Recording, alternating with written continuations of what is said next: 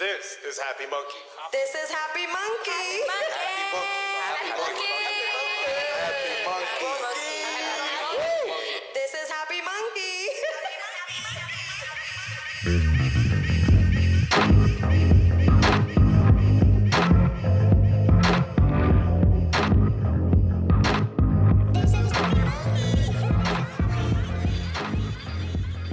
Hello, everybody. Welcome to the Happy Munkey Podcast with me, Mr. Ramon. I got my boy over here, Mr. Vladimir in the building. In the building. Like Putin, but I'm not Russian. And he is not Russian, everybody. Let's not forget that. We are here to talk about the past, the present, the future of Happy Munkey. So you can hear a glimpse behind the brains of Happy Munkey. And, you know, cannabis news, all sorts of shit that got to do with cannabis on the East Coast and us, Happy Munkey. What's up, guys? For those who want to start into this cannabis, quote-unquote cannabis new industry now, right? Take into consideration that this is a new industry, and if you have prior skills, you can bring those prior skills into this new industry, and it all depends on what you want to do in this industry. Or you want to be a grower? Do you want to work in a dispensary? Do you want to work in media, ancillary products, merch like we did? Like, what is it that you want to do? Because you got to kind of work around it, especially when you're in New York. You can't necessarily work with cannabis. So and I think so many people have so many opportunities because of the fact that it's the industry's in its infancy so much that all those things that Ramon just mentioned, that nobody has any experience at. So whether you have it from the black market or from any market, it's going to be applicable because absolutely they don't know how the culture works. They don't know how cannabis works. They just have the money most of the time. Yeah, man, and to be honest, there is no dispensaries in New York City, right? So everybody who buys marijuana for the last, I don't know, I would say in my lifetime, my whole lifetime, you buy marijuana from the person who's you buy marijuana from, who's ever your bodega, wherever the fuck you get it from. That person is not the grower. You're getting it from a buyer. You don't know what you're buying. You're just buying weed. Yeah, everybody's been buying like that for a very, very long time. Not a lot of people really understood about the necessaries, how, you know, the strain, where it came from, who grew it, all these things. So, you know, fuck, nigga, you know, we smoking now.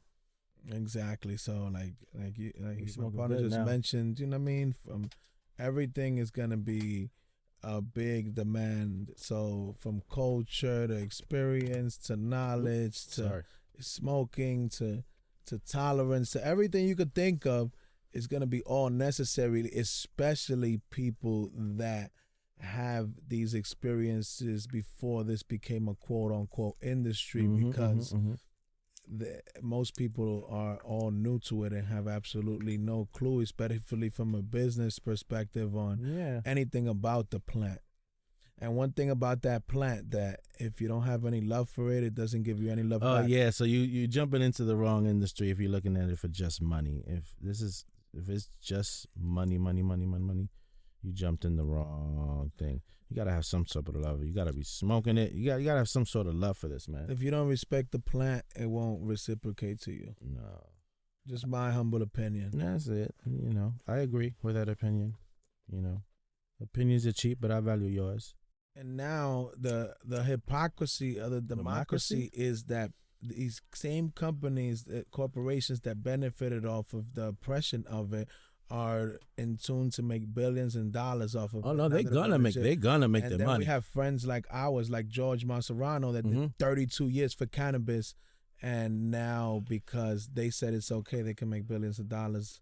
It's the hypocrisy of democracy, you know? Hypocrisy of the democracy, my friends. This is crazy. We have, and then that's part of it. That's what I feel like part of the role that we're playing is just that, you know, we're not doing anything special. We're just being the voice awareness for the way a lot of people feel, especially here in New York City. You know what I mean? We just have born and raised here. We understand the narrative, the culture, and the politics, and we just are screaming for the people. tonight on the Boulevard, we got special guests coming out from the Shocktown. We got 3-time Def Poetry Jam voiceover. He wrote a verse on Kanye's song Never Let Me Down. He was definitely the godfather of naming John Legend, actually giving him his last name Legend. Mr. J. Ivy, everybody. We also got the legendary influencer from motherfucking Shocktown. He's pretty much the creator of Channel Zero, Creative Control music videos. He directed Through the Wire for Kanye. He was very close with Kanye. He did Jesus Walks video. He was basically the only person who's documented Kanye since he was 17 years old. Definitely, we got some motherfucking legends here on the Boulevard tonight. Definitely keep your ears to the ground and listen to this one, everybody. Boom, boom, boom, boom, boom. Hey. Yeah. Boom, boom, boom, boom. Oh, man. Where y'all at? Where y'all at? This is good. This is what's up, everybody. Boom, boom, boom. I want you to understand that this is a real special situation. Boom, boom, boom, boom, boom. New York boys collab with the Shocktown legends, because this ain't new to them, but it's new to us. So we just happy to be here. We just Happy Monkey in a building. It's a very special guest, like I said today, and it is a pleasure of mine to introduce poet.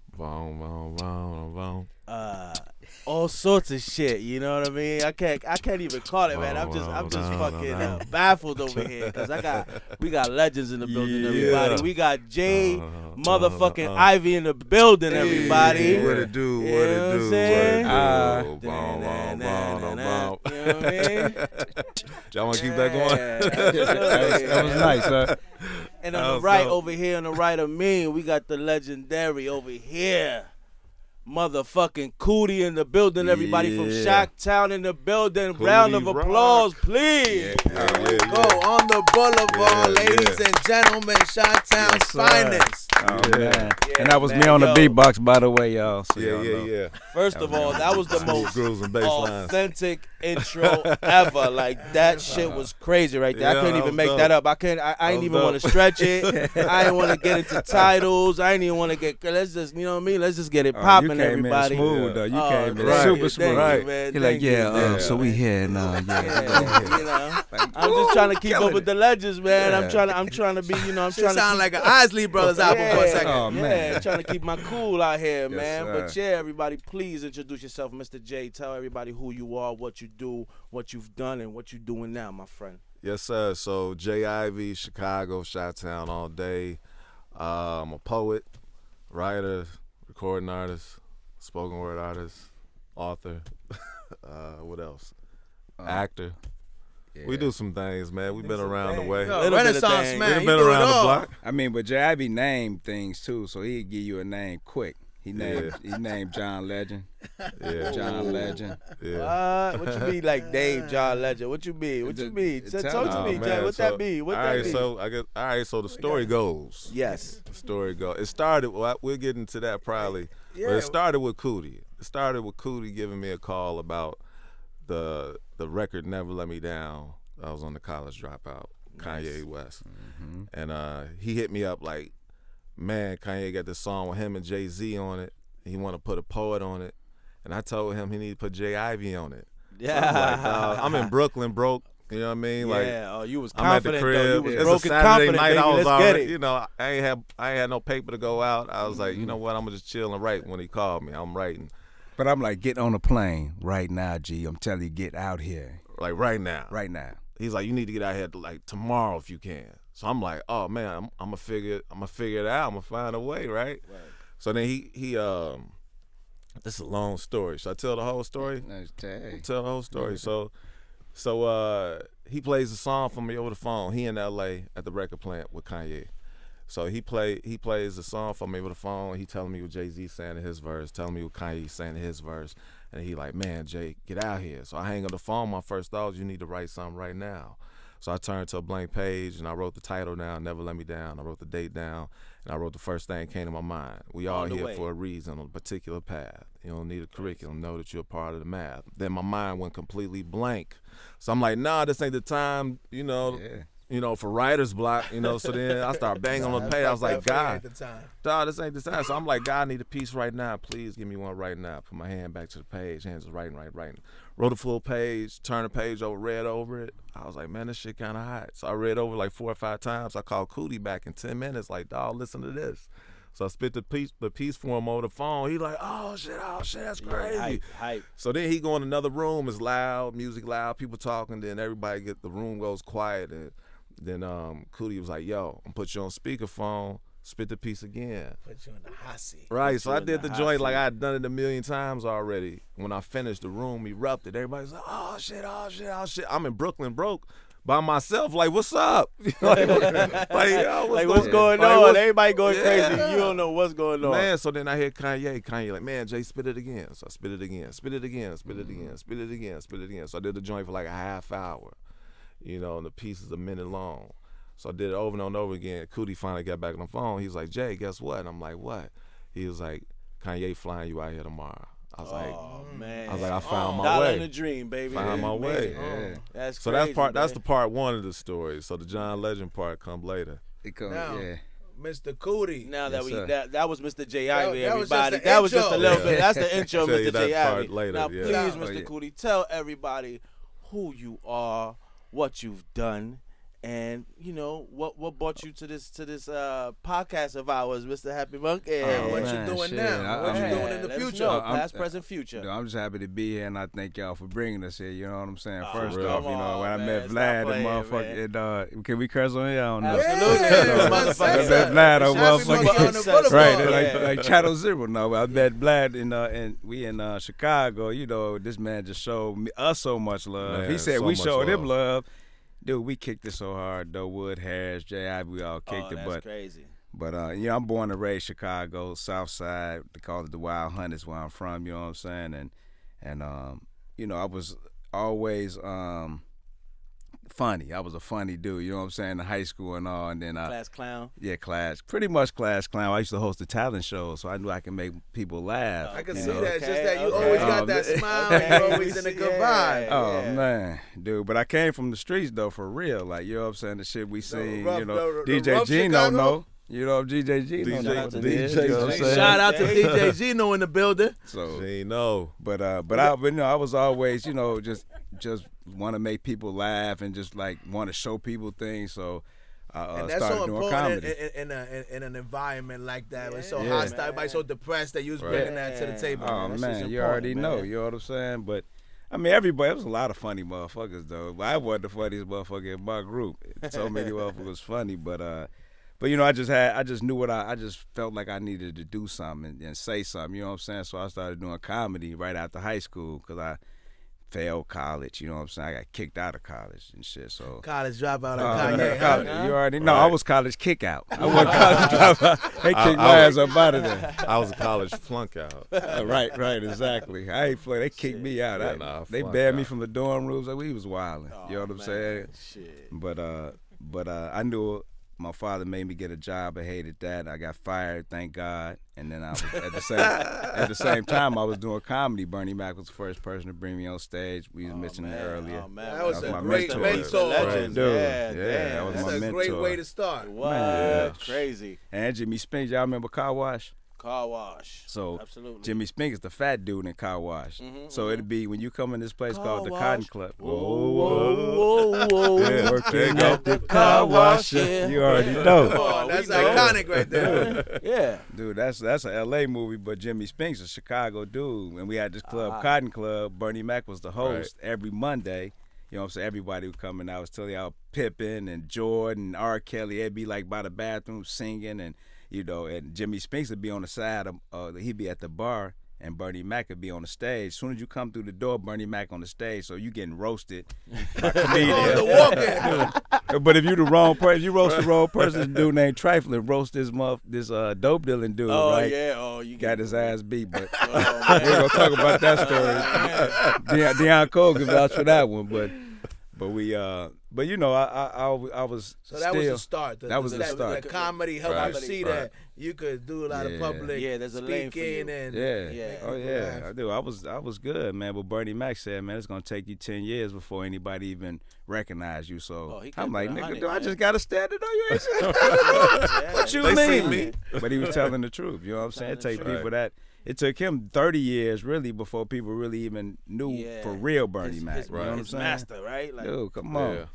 Yeah. But that was it. And then I started hosting this show because I was funny called Channel Zero, which was so similar to what you guys, you know, what y'all. I heard it was the original World Star before World Star. Oh yeah. Elaborate on that and what it entailed, because a lot of people from our generation don't know about it. So Yeah. break it down. So well, Method Man said that. He said it was YouTube for a YouTube World Star. For a World Star. That's Method Man said. But Method Man. yeah, we just be out, you know, say with the camera. My man was like, man, we should go in the clubs and like, you know what I'm saying, and they'll go to the concerts and film outside the concert, interviewing people about the concert. I'm like, no, let's go in the concert. So we'd go and sneak in a concert. One time we ran into your boy Busta Rhymes. Oh man, Dude, he was salty. He came out Shout the out dressing to room. Busta. We out there with the camera already rolling. You already know we ain't. Dude, we was so thug. We was thugs with this camera. You know what I'm talking about?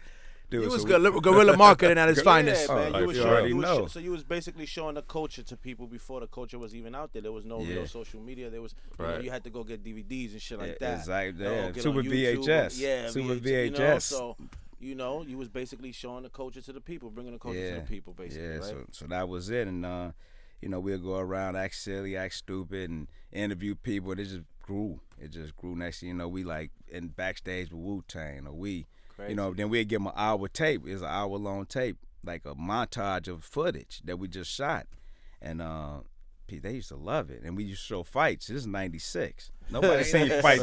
Right. And cursing and smoking. We was smoking. Our whole thing was weed. Yeah. Our whole thing was got herb. That's our campaign. Shit. Oh, so you've been Got herb. advocating. You've been Right. on the Right. cannabis Advocating wave for before a it was minute, cool. baby. For years, yeah. Oh, Channel man. Zero. That's what's up. You know what I'm saying? So, Channel Zero. but that led to Kanye. You know what I'm saying? Because he.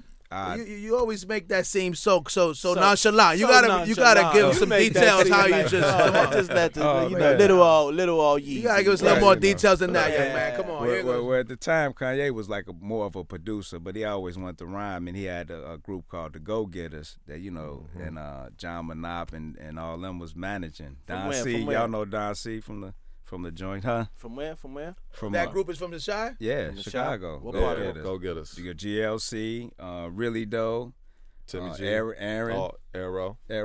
Arrow Star. So, but that was the group. Kanye was Kanye's group, but Kanye used to produce for the Syndicate, the infamous Syndicate, which was Shauna. Y'all know that. Y'all know Shauna and Right. Tifa. And Tifa Tifa. like one of the main personalities on GCI. Well, my girl Tiff Green was making it work. You know what I'm saying? We Tiff bringing it Green all in the full building. circle. Shout We out took it Tiff all in the the way building. around. In the middle, Right. on the low, maybe. Yeah. Maybe she was or was not here. We don't know. But Yeah. shout out to Tiff somewhere in the chat. Somewhere. In the universe. Yeah. Right. But we had it. But so Kanye had it going, and I'll be like with Cap One or somebody like filming them, and we'd go around and Kanye doing beats for them. You know what I'm saying, and selling it off, Payroll and a bunch of other guys. But I just noticed that dude. I'm like, this dude talented. I need to be You filming saw it this before man. everybody. You got the eye of the tiger. Dude, Right. Hey, That's I'm real. so- That's real dude, talk. I'm so happy. Yeah. It's easy for everybody to watch for things to pop and then say, Yeah, but then to add see to it that. before and to know Right. that's a certain Yeah. kind of eye and Yeah. kind Yeah, I of. mean, definitely for it to come to fruition, I'm like, because, you know, I just seen them win the Grammys, but they say don't let your imagination get in the way of God's manifestation. So I didn't know it was going to be like this, you know what I mean? And So how did it go about as far as like you approaching him or whatever, like for you to be like to get access to be able to rock with him? I mean, he wanted. He of course he wanted to be on Channel Zero was popular. Channel 0 Channel was. 19 public access. Absolutely. Right. Hour long show. access, But we baby. had Erykah Badu before Erykah Badu anybody knew her on That's the show. crazy. We had Shaq. Right. I had a character called Coodie High. We go around to clubs or whatever Coodie with High. a afro and bell bottoms on and be like, "You jive turkeys," talking to Shaq, talking to Kobe Bryant. You know what I'm saying? man. Interviewing just wild. We didn't give a fuck? We ain't care. That's what's You know up, what I'm saying? But And then Kanye was what, 15, 16 at the time? 17, 17. in that age. Yeah, so but then I like, okay, I'm a start filming him, but his ass wound up moving to New York with John Monop and them, and they putting, placing beats with Jay-Z and Benny Siegel. I'm like, I remember watching the BET Awards and Jay-Z was like, I got this new song, and he came out and it was H to the Izzo. And I knew that. I'm like, yo, this Kanye track. That's one of the first tracks I heard Kanye when he used to come up to the barbershop play. So you was bugging. I was like, man. Oh shit! So I hit him. I said, "Dude, you sold something to Jay-Z?" Like, dude, Jay-Z, Benny Siegel, JD. Yeah. Dude, he went all. I'm like, oh shit, I got to get out there. I'm out there the next day smoking. I wish, but like J. Ivy said, how he had to. I just like, God, get me out there. Yeah. Right. But mine happened a little different. I got carjacked. That's how I got to New York. Man. Break that down. Dude, I'm driving, coming off the freeway. Next thing I know, my door open, 9mm to the head. He like, yo, he give me that money. I'm like, what money? I gave him I gave him $23. Here, Right. you want it? Here go That's what I got. 23. Yeah. That motherfucker threw that shit on. He snatched my chain, threw it on. I said, dude, Right. whatever you find in the car is yours.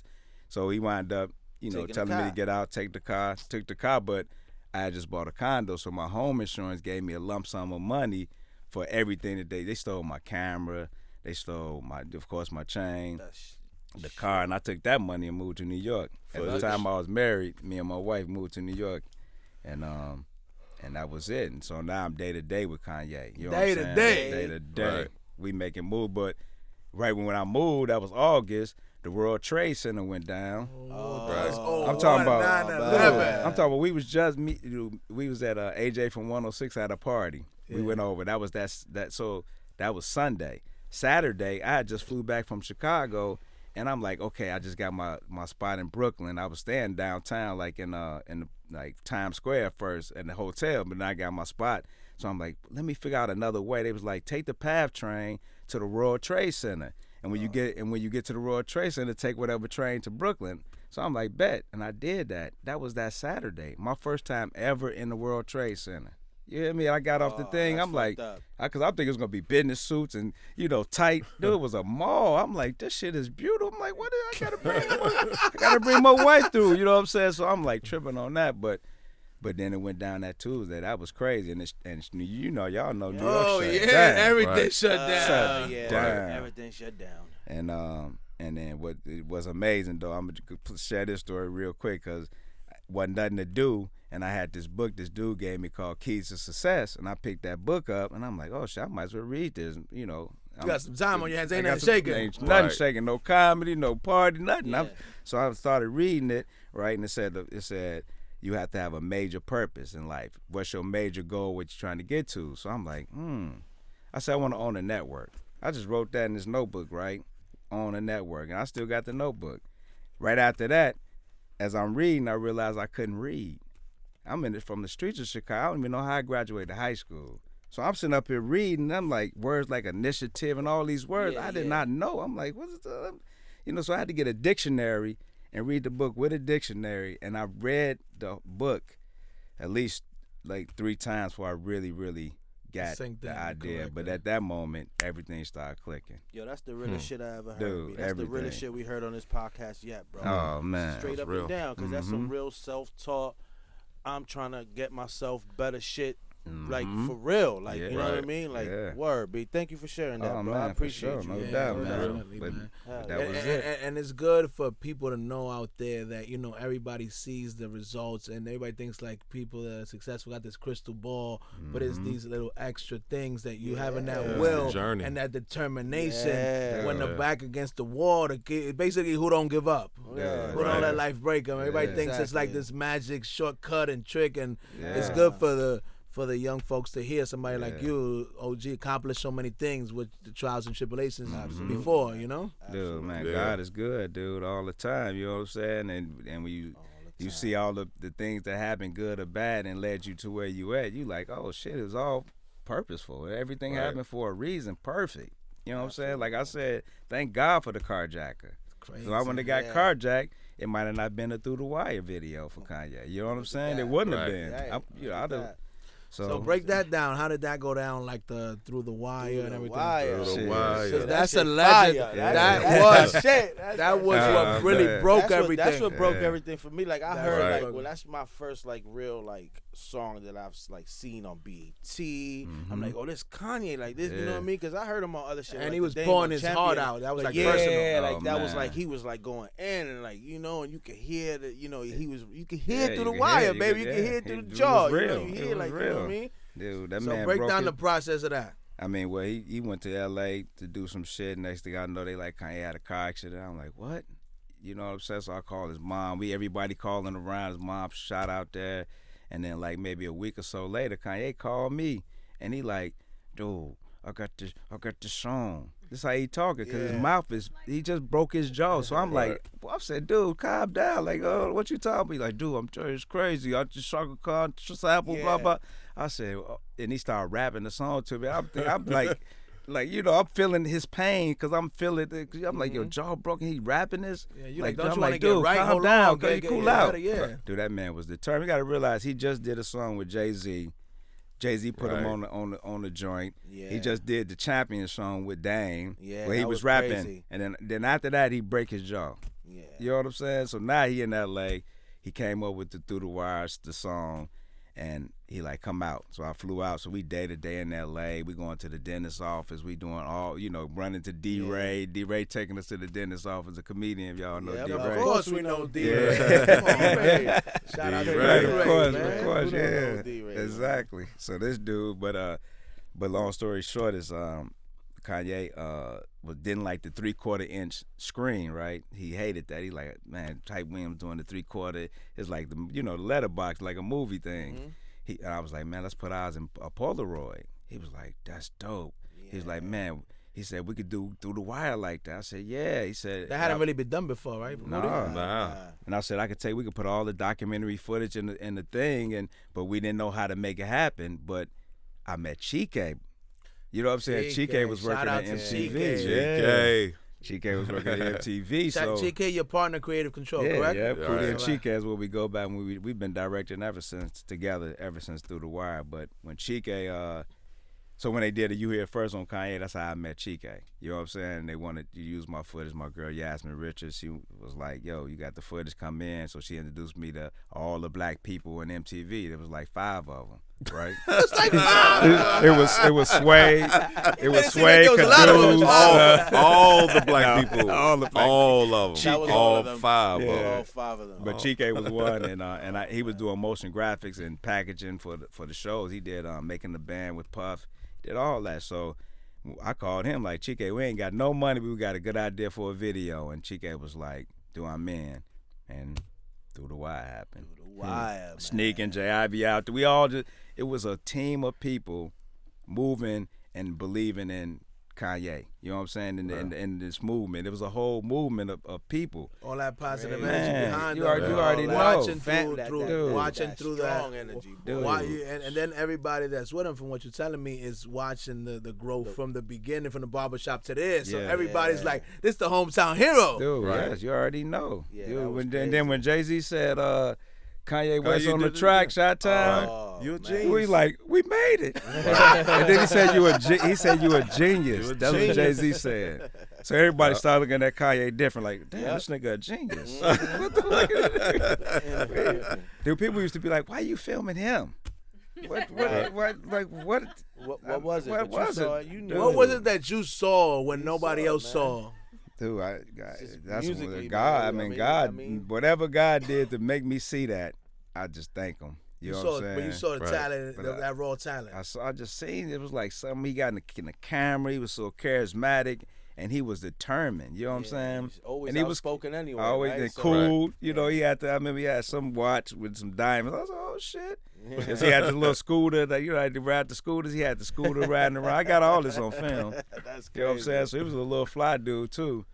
But man, God, I just give it all up to God. How did it go from there to Jesus Walks?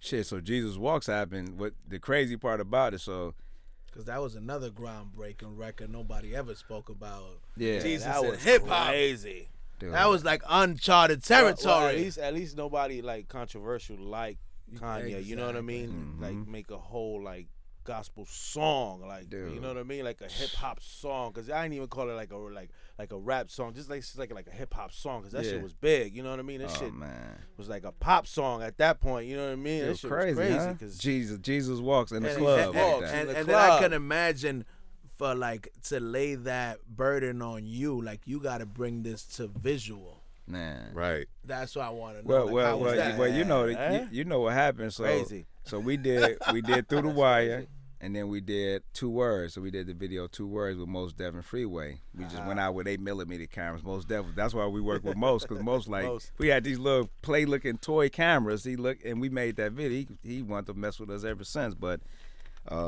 so Jesus Walks was a video that he did 3 videos, right? He did one with a director for a lot of money, another with a director for a lot of money, and didn't like him.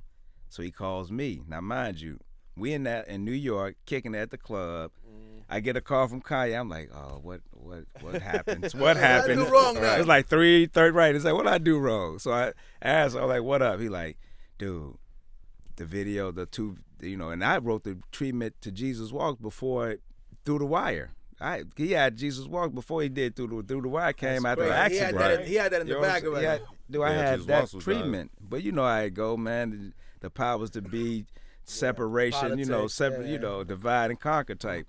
But they did. So Chris Milk did the first video, which was other than Through the Wire, which was All Falls Down.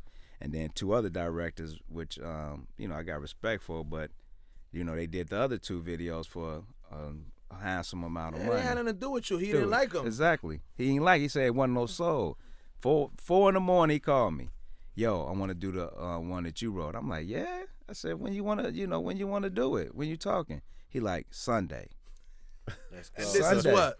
This is Friday morning. Right. It's 4 a.m. in the morning. He like Sunday. So and one thing about Kanye, he don't like. I want this now. He want it now. And that's what I mean. That burden. That's why I mentioned that. But he cold though, because one thing that he told me, and I thank him for is never say can't. Yep. Right. So when he hate, if you say can't to him, he go off. You know what I'm saying? Engineers or whoever, he go off if you say they can't do something. So I'm like, okay. I said, so we got to shoot in Chicago though. He was like, all right, bet. So next day we wake up early, we call in Chicago, getting all this shit going. He didn't call us back to after 7, which here like B&H and all the different camera spots, they closed. So we had to, when he called us back with the credit card, we had to call LA, get the film shipped to Chicago for Saturday, get our tickets, have everybody ready when we got there, go to the hotel, pick up the film.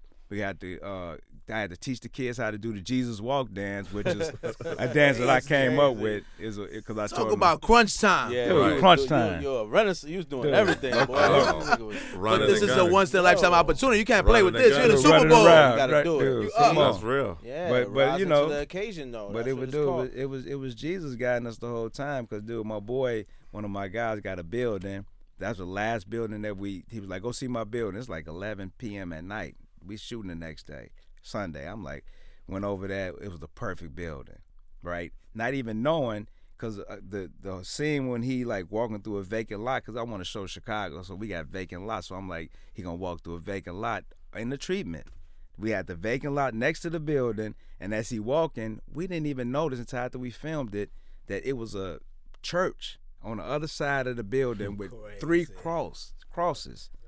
Dude, I was like, yo. We didn't know that until after we looked at the foot. Not even while we was filming that we looked over there. We got a little saying in Spanish that we say, cuando la vaina está pa ti. So when things are for you, they just for you. You know what I mean? Man, like, that's real. Just for, you know what I mean? Like, dude, come on. Crazy, bro. That's like, real. Yeah.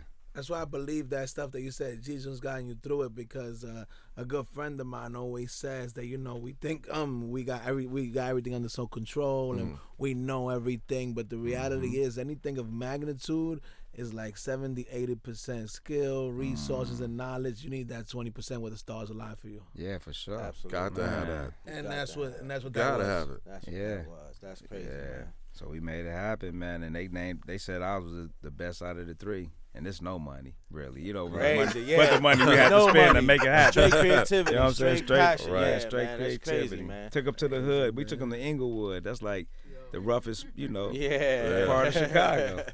We took them through there and made it happen. GLC let us use his auntie crib for a scene. You know what I'm saying? That's how it All goes. That's over how the it place. goes. There gotta be an that's auntie how you doing do it. something. Yeah, You know it's somebody gonna be some auntie, somebody aunties. grandma Dude, house. man, something. You already Come know. on. Yeah, man, show the Come on. love, man. But y'all check it And out the look third how, and version. look, and look how monumental and how groundbreaking and Yeah. changed the culture that video and that song did. Right. in the Yeah. community. So that says a lot Yeah. that all your work and efforts and all that shaking you had to do last minute was well worth it because that's Oh, like some man. historic shit. Yeah, Absolutely, yeah. absolutely. That's real. Yeah, and I like to say this just to show the power of God. You know what I'm saying? Like it's just the magic that happened, man. It's crazy. It's man. crazy Right. what he do. So definitely, guys, I know you guys are legends and you guys have done all this work, but I gotta hit y'all with some Happy Monkey podcast questions, man. Real simple, real simple. So, Mr. J. Ivy, Yeah. this is what we ask everybody when they come on here on the Boulevard with us. Please tell us your first experience, your first experience with cannabis, your first time smoking, your first time what was the first strain? Was it a joint? How did I it don't- go I down, don't, I don't Jay? remember no strains. I'm with my guys. I'm going to Illinois State University. It's my freshman year, and the bigger school was University of Illinois. So we're in Normal, Illinois, driving to Champaign, Illinois. Now I never blazed, never drank. Right. Cat started smoking a blunt. They pass it to me. I'm like, out the house, feeling like, you all think you right, could just I'm do on what- my own. I fuck can do it. You spread your right. wings You know what I now. mean? I was like, fuck it, and I, smoked that B and started seeing shit. Went to U of I, kicked it, had a great time. So that was first time for me. yeah. How about you, Mr.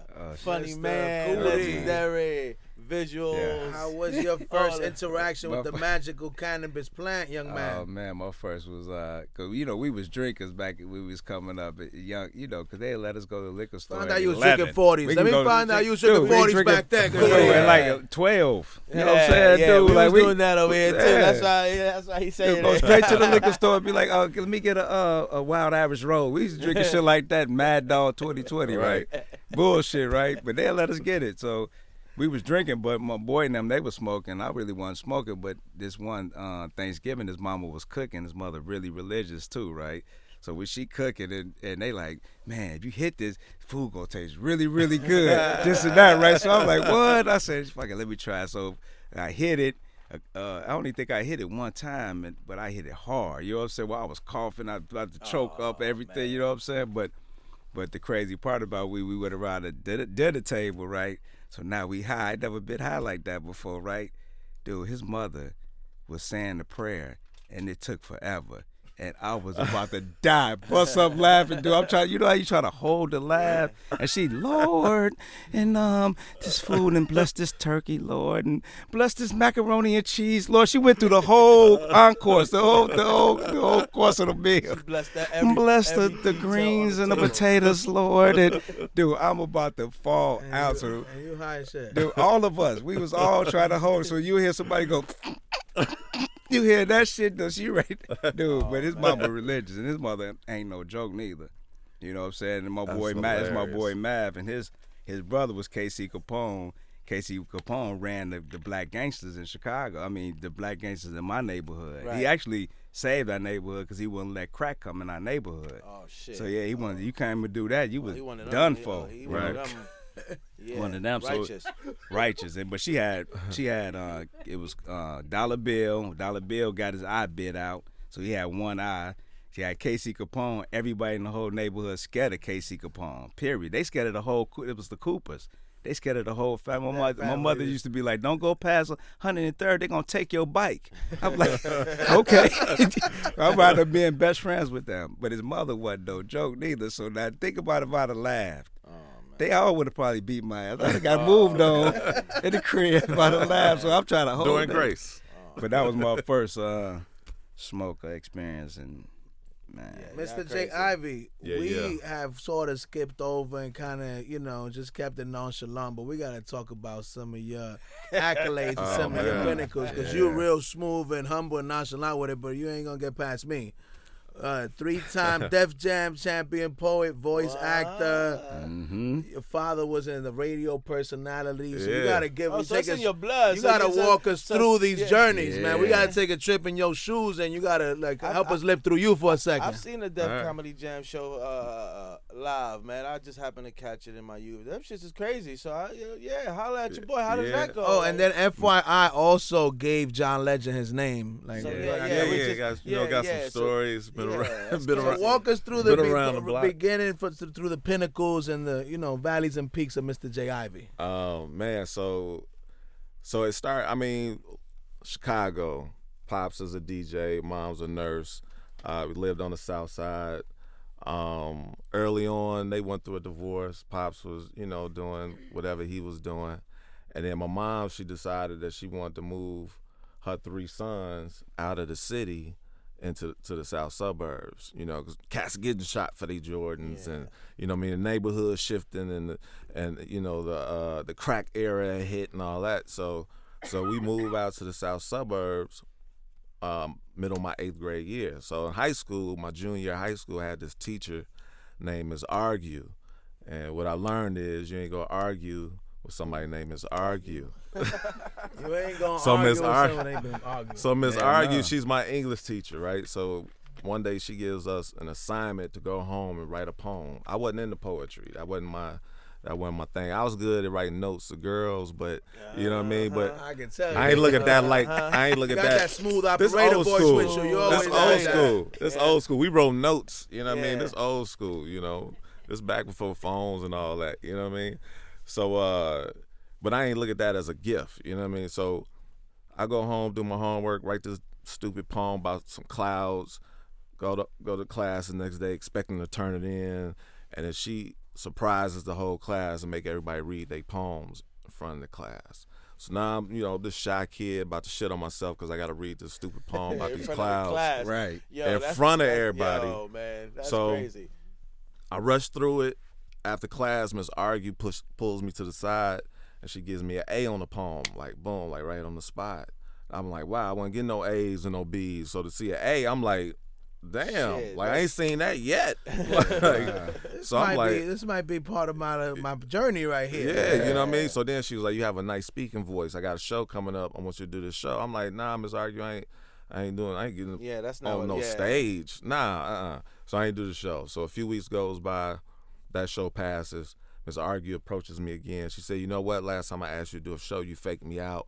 I got another show coming up. This time I'm not asking you. You have to do it. So Miss But Argue you under the gun. I messed So with Miss now, Argue. and it She was wasn't something. playing with it. Yeah, but it was something about the challenge, but it also came from a loving, caring place. You know what I mean? It wasn't like, you know what She I mean? didn't want you to waste that talent. Yeah, she like, I see something. It was something how she came about, because she wasn't too much older. She was one of them teachers that she went to my high school, Rich Central High School. She graduated, went to college, graduated college, came back, and now she teaching. So she was young, you know what I mean? Like a big sister, telling me, nah, you doing this shit. Exactly. So she gives me this piece to learn. My very first time ever on stage, knees shaking, hands shaking, scared as hell. First time That ever on stage fright, stage. baby. Got a just the standing nerves. ovation. First time ever on stage. Oh, that's crazy. Instantly, life changed. I'm like, oh shit. So now, Ms. Argue, when the next show? When the next show? When we doing this again? Yeah, when we doing you know what I mean? this So then I just started doing all of the talent shows in high school, and then I started getting more into the writing as well. And then when I got to college is when I really started like performing my own poetry. So then that led me, like I said, flunked out, depressed and shit, because Pop's gone and shit. So I flunked out. I'm back in Chicago. So now I'm 19 years old, back in my mama house, feeling like I disappointed her. I don't want to let her down. All right, I got to do something. All right, only thing I know I'm good at is poetry. That's the only thing I know that I'm good at. It's the only thing that's worked so far. So let me do something with it. You know what I mean? So then I started going out, hitting the Chicago scene to perform. Go to poetry spots, like it was Full Moon Poetry, was hosted by Malik Youssef. I'm sure y'all know Malik. Me and Malik, at one point, we had a group later on. Yeah, Malik Youssef, the wordsmith. You know, so, you know, it was this dope scene in Chicago, this dope poetry scene, but it was a dope scene across the board. This like Singers the 90s? and comedians, late 90s. I came on the scene in 96. So 96, Okay. so I'm 19, 96. And going on 20. And I hit the scene. So then one of the only spots that I could go and get in, because I can't get in the club. So I met this comedian named Damon Williams. Damon Williams, he hosted at this comedy club called All Jokes Aside. So he was like, yo, man, you dope. Come down to the club. Don't worry about having an ID. Just put your name on the list, sign up the list, and you know, and then after everybody come in, I'll come get you. Bet. So now I go in. He pulled me in. I go in. He put me up on this stage. So now I'm performing. And mind you, like at this time, poetry wasn't the coolest thing. You know what I mean? I'm in college. Cats coming to me. I'm damn near in fights with cats because they like, oh, yo, punk ass writing poetry. You know what I mean? It wasn't like the cool shit. Yeah. It was just something that, like I said, it wasn't nothing I was looking to do. It just, man, it just happened, and I love this shit. This shit is dope. I'm good at it. Damn.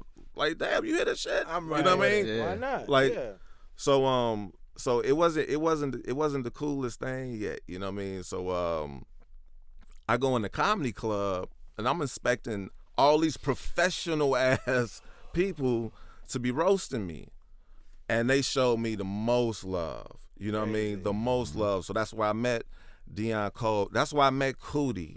That's where I met Leon Rogers and D. Ray and Corey Holcomb and Tony Schofield and man, just on all these amazing comedians. They embraced you and helped you. Man, show confirm love. to you show that you was love. on the right path, no matter what other people was talking about. Yeah, what's so up, man. so I, you know, I'm doing my thing in Chicago. So then, I end up. That's a long story, but I end up being the first black cat out of Chicago to be on Def Poetry. So I was on the first season of Def Poetry. You know, That was a big poetry deal. is dope. Man, Yeah, that's just you know what I crazy. mean? Like that's like that was a big platform. no, it was crazy. Like I had the opportunity of I had this show out in L.A. and a friend of mine named Michelle Wernick, she invited Stan Lathan out to the show. And Stan Lathan came to see me perform at the Knitting Factory in Hollywood. And then right after I performed and met him after the show, he was like, oh man, he was like, so look, the show is called Def Poetry. Mos Def is the host. We filming in New York, September 19th and 20th. I'm like, am I on the show?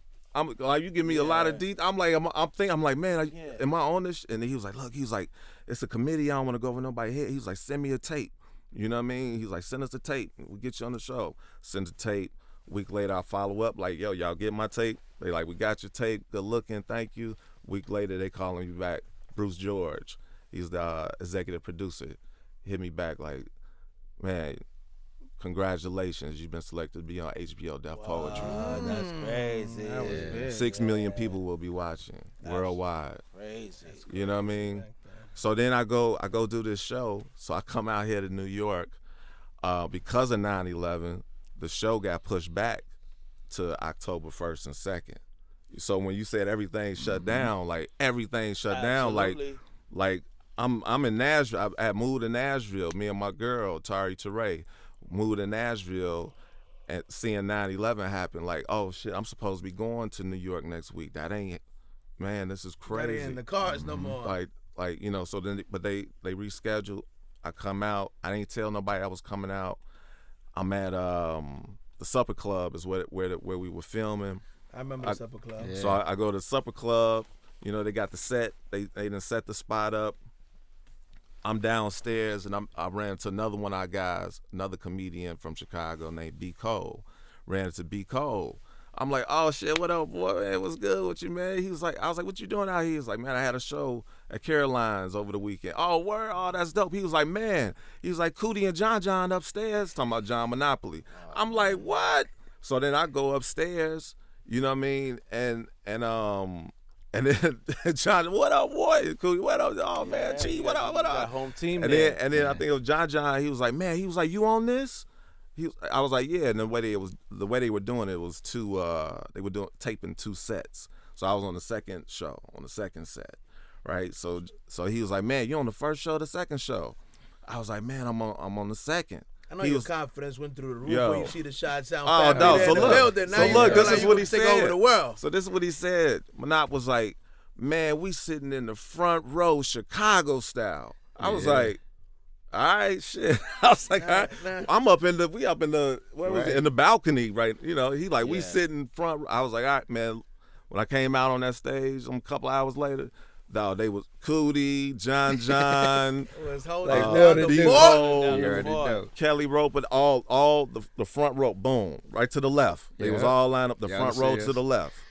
You know what I mean? So then from there, we started kicking it, and then over the next year, you know, he was like, man, Jay, you really need to be in New York, man. You'll do well out here. You know, him and one of our guys, old school Ice Gree, they would always talk to me about moving to New York. So then I moved to New York in August 02, and right when I moved was when Kanye was getting his record deal. I think he ended up getting his deal maybe that September, October, you know. So then so now shit, I'm kicking it with Coodie with Kanye. So it was this Chicago crew. Sean New York is in the you building. Know what I mean? John, Happy, you know, JB, you know, GLC would come out, like different, you know. We was just all out here kicking it. So then I ended up doing the record. You know what I mean? So then after I Do Never Let Me Down, the backstory to the John Legend. So I record Never Let Me Down. So, you know, I fly out to LA. They was at what's the joint? Record Plant? No, not Record Plant, the comedy spot. Improv. The Improv. With D-Ray. So the car picks me up and takes me to the Improv because D-Ray, he hosts there on Mondays. So Coodie, Kanye, they all there. So we go to I go to the Improv, meet up with them. D-Ray put me on stage. I perform at the Improv. So then we all hop back in the car. Then we go to Record Plant. I roll in. It's December, so I'm rolling in with big coats and suitcases. You know what I mean? And then we was there like 10 minutes. Kanye like, yo, you ready? I was like, yeah. I just flew, then landed, performed, we hit the studio. Yeah, let's go. Yeah, you're ready. You're on the roll. So then I get in the booth and I put the headphones on. So now I'm finally hearing this. I haven't heard the song really. You know what I mean? Like now I'm hearing it. You know. And then I'm hearing Jay-Z. This is fucking Jay-Z I'm listening to right now. First time I'm hearing it. I'm hearing the lyrics. I'm like, oh shit. This shit's serious. You know what I mean? Like I'm like, oh shit. So then the hook. You know what I mean? John Stevens is on the hook, singing on the hook with Tracy Spencer and then later on Atari Teray on it too. So then I hear Kanye's verse. I'm like, oh my God, like this is incredible. Like the verse, you know what I mean? Like the verse was incredible. So then it's just a space for me, right? So I'm on 10,000. 10,000 So I was on the highest cliff. Crazy, I'm screaming to the top of my lungs. Yeah. Kanye was like, yo, that was dope, but man, bring it down a little bit. Oh, yeah. He's like, do it again. I was like, all right, so I do it again. I was like, oh, bet, yeah, that one felt better. Let me get it again. He was like, nah, that's it. I was like, nah. I was like, I can do it better than that. He was like, nah, that's it. I was like, dog, man, come on, man. I was like, just give me one more, just one more. He was like, Jay, that's the one. Come on in. That's the one. So we go. So the verse that everybody hears that second take. So then, about an hour goes by. We listening to it. People coming in, listening to the song. People, you know, tearing up, getting chills. You know, it was one of them, like, it's a very, you know, emotional song, Never Let Me Down. It's like a really powerful song. So then Kanye was like, man, have you heard of this singer named John Stevens? I was like, yeah, I've been hearing about him out in New York. He's like, man, let me play you the song. So he played this song. Song was cold. Like, it was like, it had an old school feel, but it was fresh. It was soulful. It was dope. And I was like, this shit crazy. So an hour later, I didn't even know he was in the studio. An hour later, John Stevens walks in.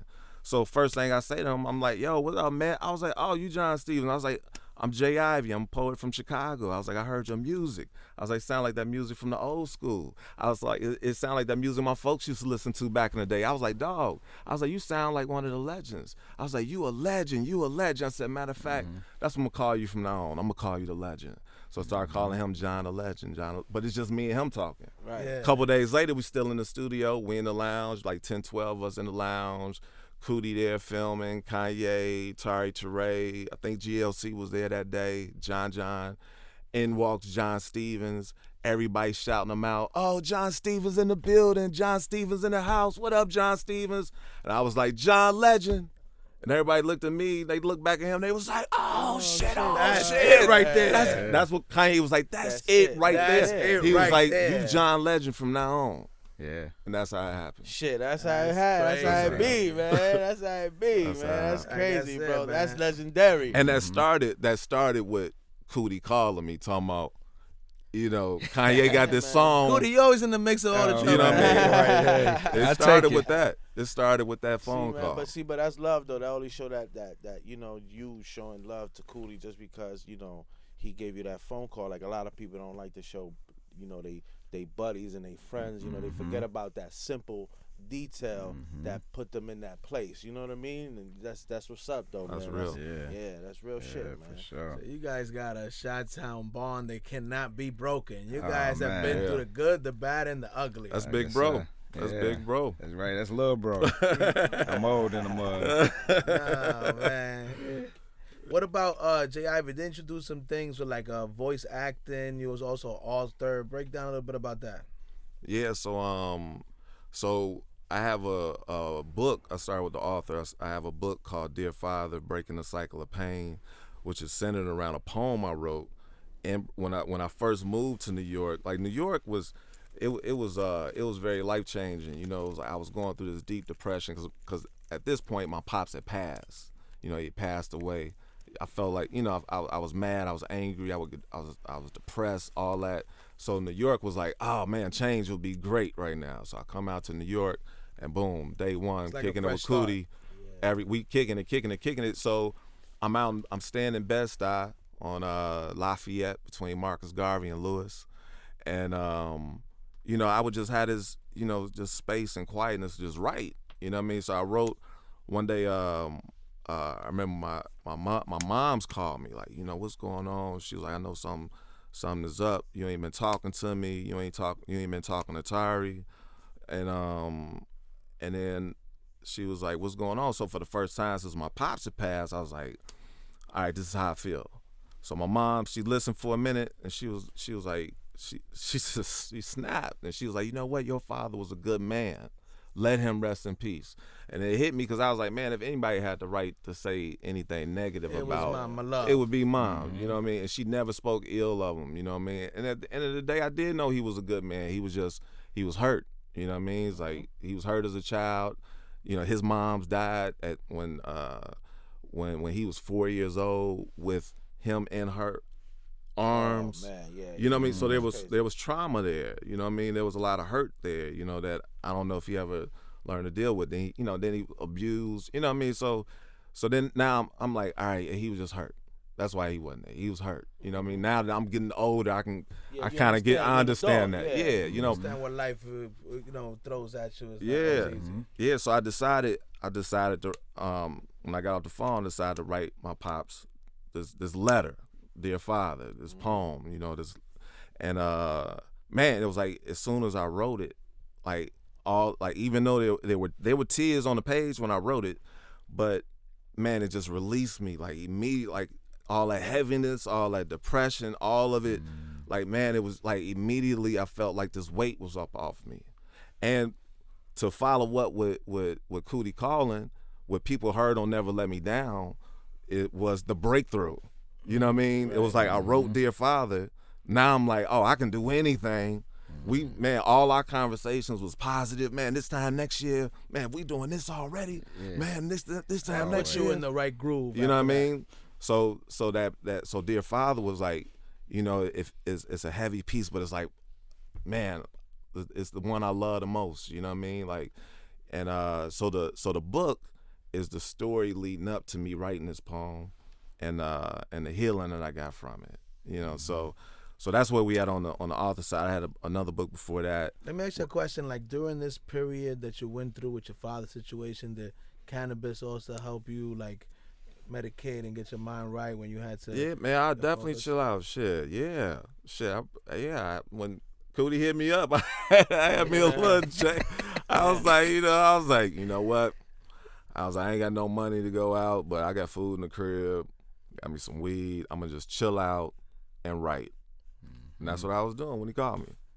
You know, I was sitting there, boom, writing. And I was actually, this is the other tripped out part, is I was actually writing about when me and my father reconnected before he passed away, when he called me. So I was already in my space of healing, you know what I mean, getting it out. And then boom, yo, Kanye, Jay-Z, you know. Yeah. And you know we was smoking at the time when I called him too. But go ahead, Jay. Back to your story. Break down about what you. I'm sorry to cut you off about what you were about to say about the voice acting and how that went with the author part. Yeah, so I started doing, like, when I first got out here, like I did a few commercials, you know, in Chicago, probably for GCI back in the day, and V103 for sure. But then when I got out here, some of the homies that he was talking about that he met at MTV. Now I know them because of Coodie. So then he, one of our guys, who's the homie that called me? But one of our guys hit me up about, he was doing this show called Who's Got Game on MTV. He was like, we want a commercial for it. He's Antonio, was it Antonio? Antonio. One of the 5 guys at MTV. Yeah, one of the 5 guys, like, for real. So Antonio hit me up, and he was like, man, you think you can do, you know, write a poem for the commercial? And I was like, yeah, you know what I mean? So I wrote this poem, let's say, you think you can ball, please. You couldn't ball if you was 10 feet, 10 inches tall and the rest of your opponents crawled. Amazing, isn't it? My shot is blazing, isn't it? What you want, the left or the right? Me, I'm more than all right. I'm legendary. So fading away ain't necessary, because when I lace up, you're getting faced up. You sleeping on the moves, all dunks, no layups. The cross got you sliding out of control. You need to feel your brakes up. Got you looking like a lame. Say my name. Who's got game? That's crazy. How you remember that shit? I don't know. You remember a lot of shit, man. That was Wait, I forgot one line. Your ankles don't like each other no more. Look how I made them break up. That's how it goes. It was almost a perfect 10. Yeah, man. So that one, that opened me up to, there's this world of, you know, voiceover. So I got an agent, was doing commercials. Like, I've done a bunch of joints over the years, like Nissan and Benjamin Moore and Sunday Night Football. I did 2 seasons of Sunday Night Football with when Faith Hill was on there. Like, you would hear me before, you know how all right, Sunday night. You would hear me, get out your seats. It's all about now. It's the game of the week, you know. So I would. Okay. It's important for everybody out there to know that, you know, people think there's only like one lane, like just actors.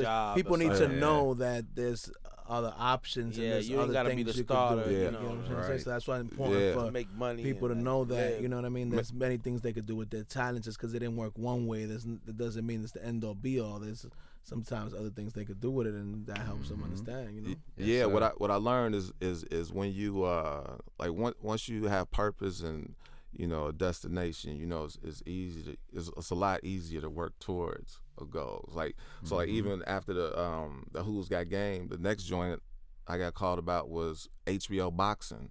So now I'm doing a HBO boxing. You know what I mean? So it was like, okay, if I just keep moving, more doors will open. Yeah. More, and this was I never knew this world existed. You know what I mean? I never heard the word voiceover. You know, I didn't know that this world existed. So then it was just another avenue. And then, you know, we do work. We did Muhammad Ali documentary. Yeah. Crazy. And they had me. Man, he called me about this Muhammad Ali documentary. Muhammad Ali. Super legendary. I can't even That's like not breathe That sounds past like Coodie that. too. Coodie just I makes can't everything breathe sound so past that. nonchalant. He's so good at that. Like, He's making Muhammad epic. Ali. He's Coodie smiling making over there like, epic yeah, things yeah. seems like he's so good at making like crazy, out of this world things seem like so regular. He's the master at Oh, that. this dude, man. Oh man, this dude had done so much, man, and man, one of the greatest people you would ever meet in your life, like Man, ever. thank you. Coodie, it Ever. brings me to Same, something bro. that something that really enlightened me, and I want you to enlighten the people, because before you told me about it, I had no clue about it. I need you to explain to people, especially that about Chi-Town's history, about the story of Ben Wilson, which is, according to you, might have been bigger than Jordan if he would have made it. You know what I mean? Well, until you told me, I had to do my due diligence, and I watched the documentary, and you did the 30-30 special on them. So break I them didn't down even know about that either. start with that, Benji. and then go down your calendar of documentaries that you've done, because you're trying to get over on me too, Coodie over here. Coodie, But over. Benji, Benji came. We was trying to do the movie before we did the doc.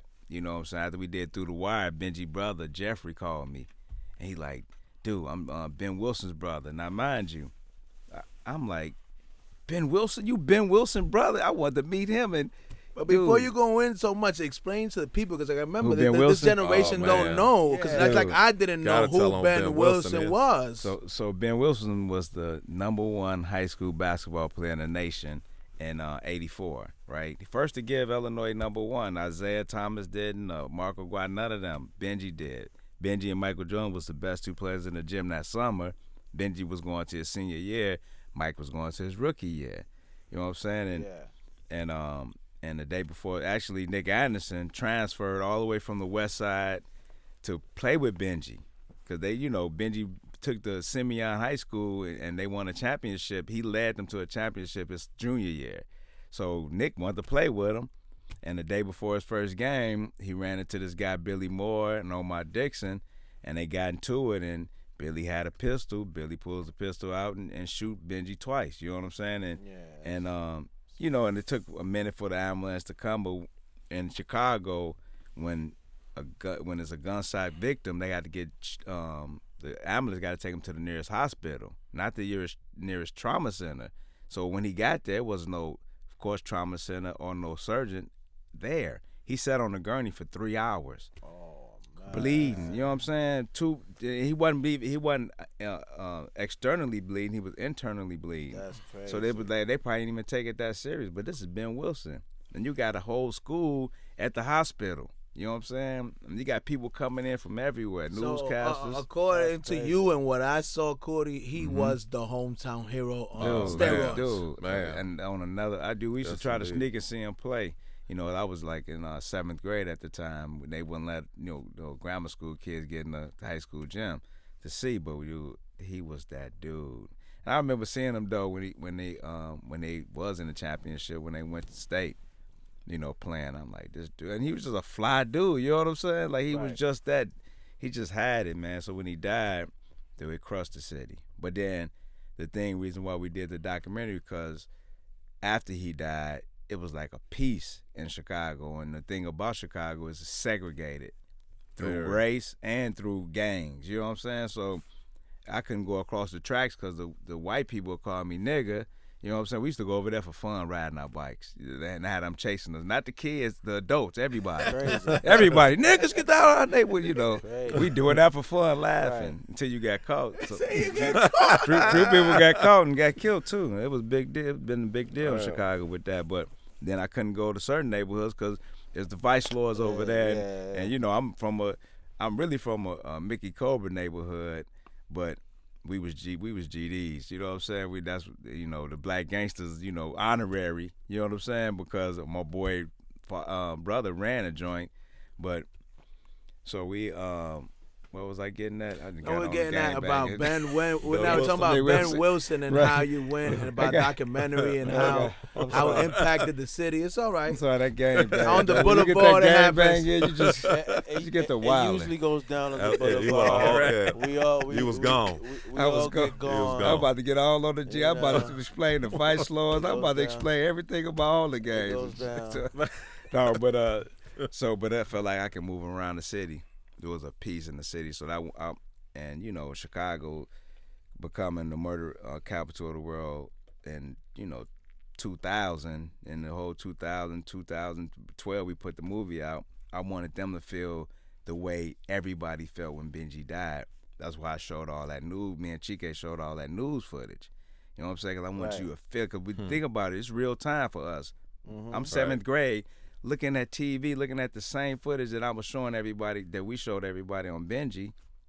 Dude, real time, dude. So everybody crying. I'm looking at my mom, dad. Yeah. Everybody. I saw that documentary. I haven't seen a person that, like, you know, not so many people that affected the community and how many people had love and aspirations. And, like, it was like he was like, everybody was like banking on him. Like the whole city. The city was rocked. The city was rocked by that. Like, and I was a shorty. I was like probably like, what was that? 80? That was 84. I was like 8. You know what I mean? So I was a kid, but everybody knew about Ben Wilson. Everybody knew Ben Wilson. If you didn't know, you was gonna hear about him. And you what was the height span? Because he was one of them kids. He was a point guard. You know, 6'1" his freshman year, something like that. Yeah, like 6'1", like 5'9", 6 to 6'1". That's crazy. Freshman year of high school. It's high school, and so he was good with dribbling. And then he just prayed to God, and God, like they said, within that summer, he went up like 6 inches. Crazy. So he was like KD back in the day. He like KD in the 84. In 84. In 84. You know what I mean? They can shoot you know. Yeah. It was always just a legend of Benji, you know what I'm saying, until we like brought into the world, you know, and thank God for that. And you know, like I said, if we touch, you know, even Billy, you know, I'm really good friends with Billy Moore. Well, Billy is who? The killer. He the one that killed Ben Wilson. That's so crazy. Yeah, he in the doc, you know what I mean? And we met. So you got footage from him. That's crazy. And and dude, when I'm in the same way I see Kanye, I seen him. I'm like, this dude about to be like a Malcolm X or something. Billy Moore, and now he really like in the prison. So he reform. he did his time. He served his time. Yeah, for this, 19 years. He did 19 Almost got killed. You know, they tried to kill him, make him, you know, sign a suicide letter, all this shit when he went in. He was villainized in Chicago. Period. Of course. Of course, the hometown hero. Yeah. But when all Benji, you know, all his guys was like my boy Mario and Trash. These some street, you know, some rough guys. You know what I'm saying? Dude, they wasn't no punk, and Benji wasn't no punk. You know what I'm saying? So when they finally heard the real story, because, you know, in the news they was like, oh, Benji got shot and this happened to Ben Wilson and blah blah, you know, and them boys are they demons and. Dude, but when they found out what really happened, you know, because they said that Omar Dixon tried to rob Benji, which, you know, that wasn't the case. And then they said that, you know, he told Billy to shoot him and Billy shot him, but that didn't happen. They just got into it.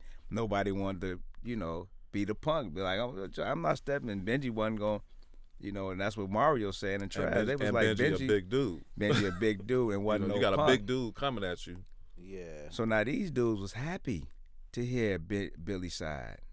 So now Billy met, we had Billy and Trash meeting. Now I say Trash a baller though. He really good, but this dude was ruthless. I mean, he ran the Stones. You know what I'm saying? He was whatever. But I had them meet. We had Billy, me and Chica had Billy and him meet first.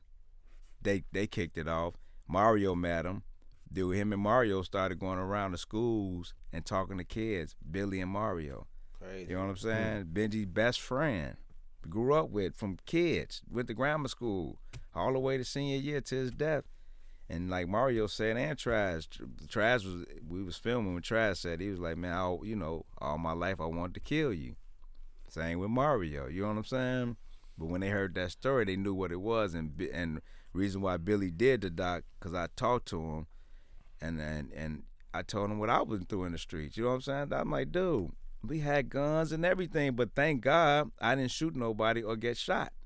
So that's why I came up and I found a way. So basically, once again, you know what I mean, helped in between them to turn this super horrible, sad story into a positive outcome at the end now. Oh yeah. Instead of continuing the negativity. Yeah, no, yeah. It's like Billy worked with Ernie Duncan. Yeah, Ernie Duncan. Yeah. They doing incredible work. Yeah. I've spoken at a few of their events too. And he the spokesperson for prison reform with them. We talking Lorraine Job. We talking, big time. So Billy is that dude, and the way he speak, man, and the things his knowledge, man, and his son got shot and killed a year and a half ago.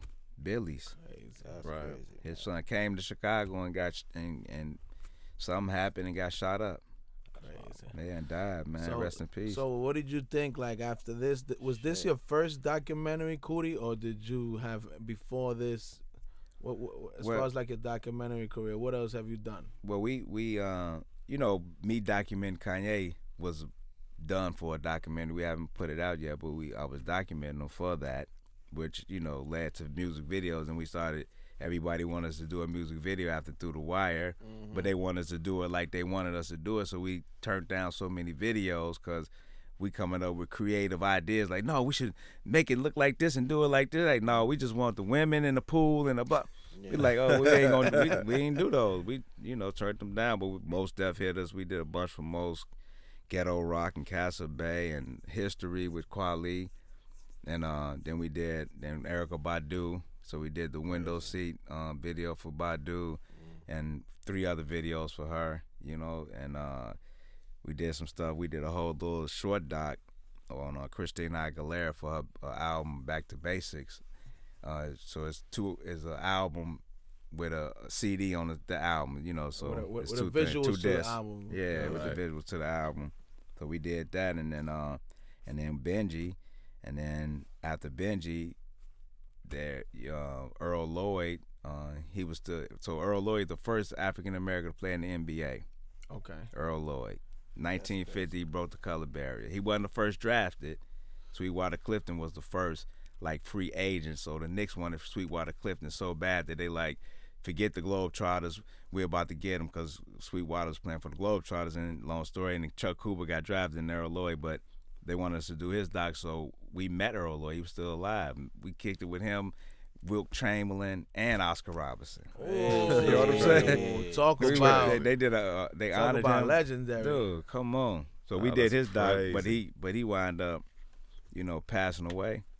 So what's crazy, he broke the color barrier in Halloween, just passed, Crazy. 1950. And we trying to like get this interview. We got to get this interview, you know, and the day before we were going to do the interview, which the money wasn't coming in for us to go out there, so we just do a phone call, which is crazy. The day before, my pops wound up dying. Crazy. The day before, so my pops died Condolences, October 30th. Yeah, and then at the same day he died, Earl Lloyd had a massive stroke. Didn't die, but had a massive stroke. So That's it. it was so crazy because my pops was good the whole time. You know, he just went to the hospital. I'm talking to him on FaceTime and all, but something happened and complications and he died. So I never got to visit my pops in the hospital like that. You know what I'm saying? I would just be on FaceTime. But when Earl Lloyd had the stroke, now we out there filming and going to the hospital with the family. So that's our through line is, you know, him in the hospital. You know what I'm saying? And then we telling his story as the first to play, and he was the first black bench coach, and he was the first black assistant coach as well. First black scout for the NBA. We call it the first to do it, but we did that, and then Muhammad Ali doc came to us. BET wanted us to do it. That's when we called J. Ivy to narrate it. And we was thinking like, man, there's so many docs on Muhammad Ali. What we gonna tell? So we was like, you know what? Let's tell how his legacy impacted us. That's what we're gonna tell. And then things start, God, like I say, Jesus direct. He started making everything happen. He was like, okay, so we went to interview Tyrese. We was like, why we interviewing Tyrese? You know what I'm saying? But he is What he got famous. to do with- You know what I'm saying? with Right. Muhammad Ali? But perfect. Let's go. Yeah, let's get Tyrese. Bet. Not knowing that Tyrese was like, man, I went to go visit Muhammad Ali, and when the housekeeper was walking me through the hall, Muhammad Ali was in his film room looking at old films of himself, right? And she was like, yeah, he does that all the time. That's what he do. And I'm like, Dad, that's dope. So I'm like, oh shit, we making this movie for him to watch. He was sick, you know what I'm saying? So we like, that's what we gonna do. Like a tribute. The tribute. And then my girl Ronnie, this poet, she was just at this one screening, and I just talking to her like, you heard of Muhammad Ali? Because she young, you know what I'm saying? You know about Muhammad. She like, oh yeah, I did this. I read a book. I said, you want to get interviewed for the doc? She was like, yeah. So she was our first interview, just as poet girl, and she good though, but I didn't know her. I just bumped into her and just let me ask her. She know Right. You want about a fresh yeah, perspective. from a youngster. Yeah. So, dude, she went in there. She our first interview. She was like, we interviewing about whatever. She was like, can I just say something to him? And I was like, huh? Yeah. Dude, she started talking to him in the camera. So now all of our other interviews that we did after her, we was like, say something to him. So dude, Now she gave you a narrative. Dude, she gave me she killed it. I was like, That's but crazy. it, happens, she was the man. tool through Jesus, through God. And dude, I was like, yo, so now everybody like from Mike Tyson to LL Cool J, Nas, everybody like, man, and everybody was tearing up when they was talking to him. It was like they was really talking. Jim Brown, really. Crazy. You know what I'm saying? That's and then J. Ivy crazy. came in and just, and what's so crazy about this is Common would have did it. Common was like, I narrated. That's Nas would have did it. You know what I'm saying? They all was like expressed interest in doing it. I was like, but dang, J. Ivy though, cold. We need to. The chick was like, man, yeah, we gotta fight for J. Ivy, man, because Common and Nas. First of all, we'd have probably had them for. This is our best friend, J. Ivy. You know what I'm saying? Right. We know he'll cover it. It'd be and he do the work. You know what I mean? dude, and he snapped it out. We won the Image Award. Yeah. Because of him and live footage and us and all just the congratulations, whole man. Muhammad Ali. And that was the last doc Muhammad Ali seen before he passed. Oh Yeah. man. Yeah, Layla Ali showed him, and she said he loved it, and he passed away. But what's so crazy is people was calling me when he passed away. Like, I was like, I'm a part of this man's legacy. Like, they calling me for an interview That's crazy. when he passed away. I'm like, oh shit, That's I wild. like it. So then we did Martin Luther King next, The Yeah. Martin Luther King. and J. Ivy man. narrated. Yeah, that was this year. Oh man. And So- what's so On BT also? Yeah, Yeah. BET. What's so crazy? They wanted man. us to hurry up and do it to get it ready for the anniversary. So it was the 50th anniversary of his death, which was April 20th, right? April 20th. Last year. Yeah, April last 4th. year. April 4th. 420? April 4th. It was last April year. 4th? Yeah. On 420. April, no, April 4th. April Right. 4th. See, April that's 4th. that weed. The Oh, weed got me yeah. thinking 420. That's crazy. Dude, that weed is powerful, boy. No, but it was April 4th. That's that So they wanted us Happy Monkey. the Happy Monkey. But they wanted us to get it ready for that. And, it just wasn't working out. And, we was trying to make it happen. We like, let's make it happen. Let's make it. But God was like, hell no. And Martin Luther King. The same way Benji was on the set when we was doing Benji. The same way Muhammad Ali, even though he was alive, spirit was there. You know what I'm saying? crazy. Dude, Martin Luther King and Jesus was like, yo, why are we going to celebrate my murder? What are you talking about? Celebrate Right. the murder? The Right. 50th anniversary of my murder. That's what we going to do? Right. They was like, nope, it ain't happening. So we thought BET, we like, okay, we can't get it done. BET not going to do it. They was like, you know what? Let's just do it for next year. We'll just go ahead and Right. continue doing it because we already had the bread. But like we just go ahead and continue doing it, but we'll put it out next year. That's what the next year was. What? His 90th birthday. 90th birthday. This year. This This year. year is his 90th birthday. We put it out at the beginning of the year. Ivy came and blessed us again. There you go. So, You know Yeah, what that I'm was- saying? so it And- came out being more positive because instead of celebrating the day of his death, it was the day of his Yeah. birth. Oh yeah, and then we got gangster with it too. You gotta watch it. Yeah, it's you gotta powerful. watch it. Yes, we let it. You seeing King like you never seen him before. You know what I'm saying? Yeah. Funny, we got old footage of We him. know being- you guys that got the Midas touch, so we're gonna check it out. 'cause we Yeah. know I'll that send you it to y'all. guys. Again, he humbly says these Yeah. very big accolades and like nonchalantly like, yeah, he don't do shit, But that was crazy though, man. I ain't gonna lie. Man. But guys, man, I ain't gonna lie. This was a crazy ass pleasure having you guys here. Man, man. much man. love. Man. Thank you, man. You guys are like, again, man, seeing some very, very legendary shit right here, man. Like, you even got my man Hunter over here impressed. He was quiet. He didn't say nothing the whole time. He was there listening. Like, yo, this is crazy. But definitely, guys, man. So, It's time for the $1 million question. $1 million gentlemen. question. Yeah, yeah. $1 million question. We're gonna start with you, J. Yeah, Ivy. yeah. we ask everybody that comes on the boulevard to Happy Munkey the $1 million question. What's that? If you had to describe Happy Munkey, the brand, the movement, everything that it embodies in one word, what would that one word be, Mr. J. Ivy Poet? Man, it keeps ringing in my head. So hospitality at its finest. If I can add to the one word, hospitality at its finest. We're just gonna make that one long word. But that, I mean, it's man, it's excellence. It's feels like home. It's warm. It's cool. You know what I mean? It's warm. You know what I mean? Like that home feel. Yeah. But then it's cool too. You know what I mean? Where you kick back, chill, be yourself. Thank you, brother. It's We beautiful appreciate space, it. man. That's wonderful. Beautiful energy. Like the energy is that's number one. Yeah. So the energy is right.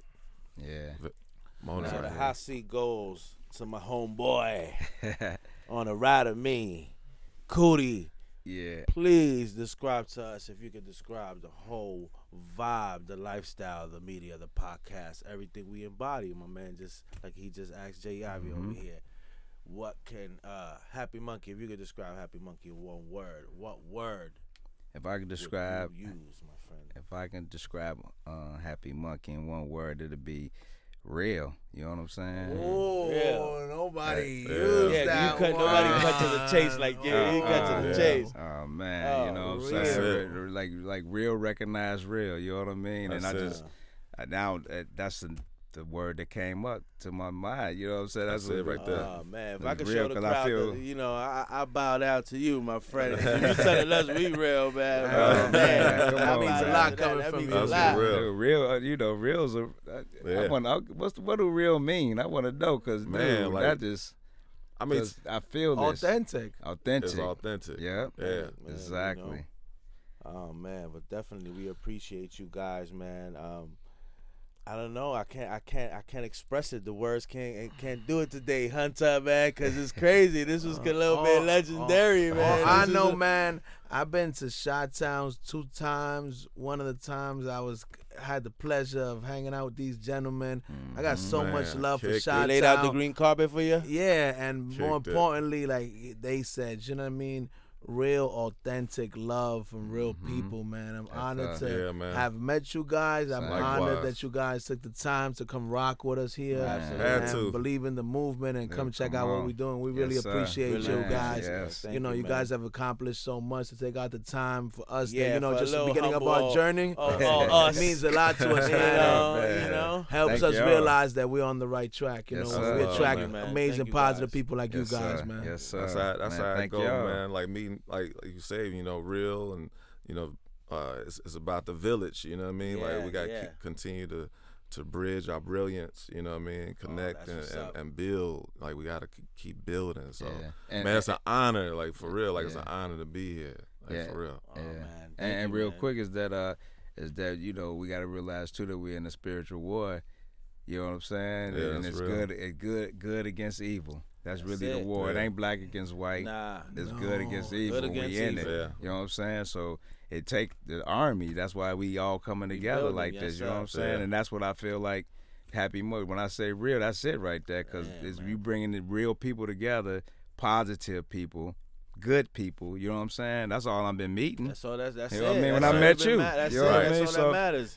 So, dude, that's it. But J. Ivy, dude, we was talking about that. I said, dude, we need to talk about this spiritual war, man. Really, that's what we really need to talk about, man, because we got to bring all the good Yeah. people together, Bringing man. all the We good need people the together. army, and it's That's it, happening man. That's right how- through, that's- yeah. right through Happy Monkey. Right through here, man. And Javi Let's get it. was like, oh, and he just started spitting it real quick, G, real quick for Give us. it to us. Come Give on, it to don't us. hold back. Please. Don't Give it to hold us on the back. outro. Give Nah. it to us on the Outro, yes, sir. Let's say, all right. It's a war outside, nobody's safe. It used to be overseas, now it's in your face, on your doorstep is where war's kept. The playground is the battleground, it's a real battle now. The cattle now is genetically modified. Whoever told you that the beef we eat don't matter lied. You see, that's part of the strategy. The war ain't physical, it's about spirituality, which translates into ideology and foreign policy. They hand out orders while they battle over borders. Back home, they don't support us. They encourage mothers to abort us, try to convince them that they can't afford us. They calling in the National Guard, now they marching toward us. The intel says we're in hell, under spells, battling angels that fell. Planes flying in the buildings, strollers blowing up. The headlines, the deadlines filled with killings. Them boys in blue rolling up. A 2-year-old baby girl got gonorrhea. Now how was that growing up? More than ever, the devil's been showing up. Don't confuse it. You don't believe me? Turn on the radio. You can hear it in the music. Now I love my land, but they ain't always loyal. If they are, why they got a patent on the seeds and the soil? Soon it's gonna be rain and oil. Results of America growing up spoiled. The wheels falling off, the springs are uncoiled. Who needs chains when we gladly entered the net? Jail cell signals killing the bees, I guess we next. The monster is a machine. They seen the jail for killing dogs while they shoot little black boys. Things ain't what they seem. I sleep with a pen in my hand so I can write my dreams. This is my inception, the words of my reflection. I don't need runways to model me. They say he off beat. I'm a poet. The beat follows me. Let's go. Happy Monkey, let's go. Happy Monkey. You know what I'm saying? On the boulevard. Oh man, that was crazy, everybody. Yeah. Thank you for coming out. You We guys got a appreciate treat you guys, tonight. man. Happy Monkey World tonight. You got a little bit of everything. You cannot complain, ladies and Absolutely. gentlemen, Yeah. out in Happy Monkey World. Thank you for Yeah, coming much out love. with Ramon and Vlad. Man, peace. Till the next episode, everybody. Love, peace, and light. Peace, love. Peace. Much love.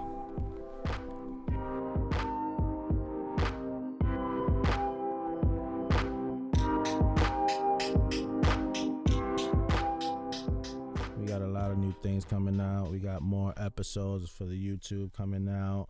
We got Happy Munkey Munchies, starring my man David, my nigga Ralph's brother. We got mad shit, bro. We got my man Sky High Mafia. Shout out to Sky High Mafia, Sativa Dave and Sky High Mafia. They just dropped the first episode. I think this is gonna be real epic for the cannabis community. They going all over the world, but straight up private jet setting. Like they in private jets, jet skis, fucking helicopters, yo, straight up fly boy style, Sky High style, man. Sky High Mafia, man. Shout out to International Pete. Shout out to Sativa Dave and Adam and all of them, man. They're definitely doing a lot of amazing things in their company, Root Effects. And they are definitely good friends of the family and are doing a lot of amazing things. Those are the homies. They wild. They're definitely showing the luxury lifestyle of cannabis entrepreneurs. Absolutely, man. We got People need to see the good, the bad, and the ugly, you know? yeah, man. And hey, we trying to make this fly for y'all, man, cause we in New York. This ain't the growing state. This is the smoking and stay productive state. So, you know, and we like to stay fly while we doing it.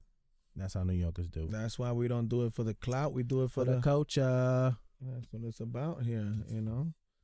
New York is about culture, finance, and hustle. So that right is- there, that's it that right all resonates with the cannabis society here. You know, you see the difference where they have to fit this in between all those things I mentioned from, you know, so it's definitely a different landscape that I think we're giving people a glimpse through Happy Monkey TV of the New York state of mind of cannabis. Basically.